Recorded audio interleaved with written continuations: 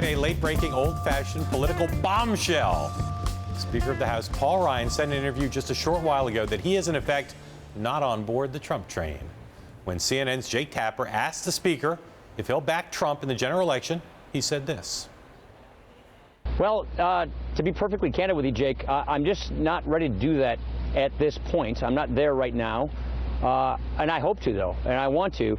But I think what is required is that we unify this party. Saying we're unified doesn't in and of itself unify us, but actually taking the principles that we all believe in, showing that there's a dedication to those, and running a principle campaign that Republicans can be proud about, and that can actually appeal to a majority of Americans, that to me is what it takes to unify this party.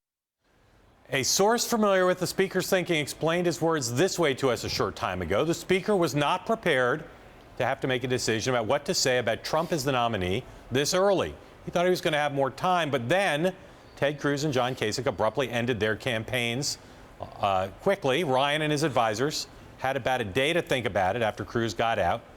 And then, facing what this source called difficult options, Ryan took the position that was from his heart rather than based on pure politics. So, John, this is clearly the biggest repudiation of Trump as the nominee from any current elected official. What happens now?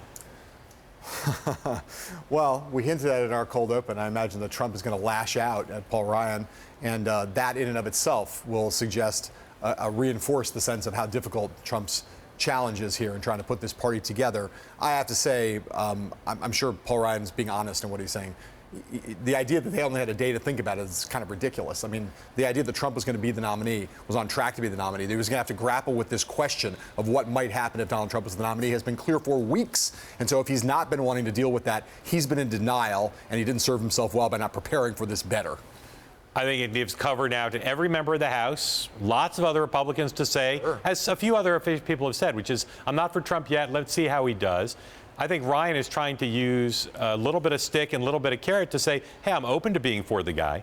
But it is another extraordinary spectacle to have the Speaker of the House say, a guy who has won fair and square and overwhelmingly the Republican nomination, I'm not for him yet, is going to sting.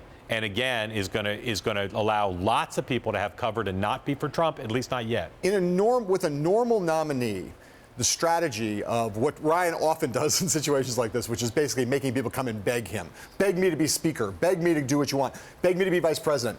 To say, you have to earn my endorsement, buddy, that would be normally kind of clever. Given that it's Trump, it really is unclear to me whether it's clever or not, because Trump is so unpredictable in terms of how he'll react.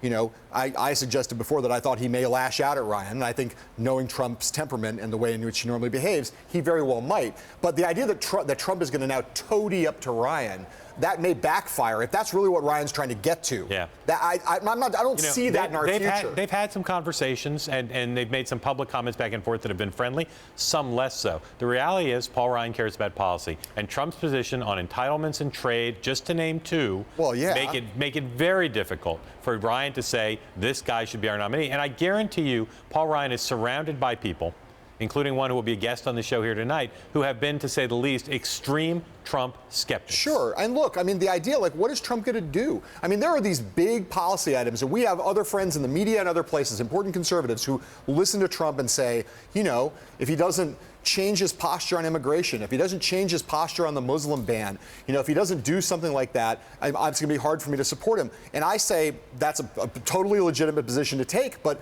what do they expect Trump to do? I mean, these are positions that are what Trump built his candidacy on.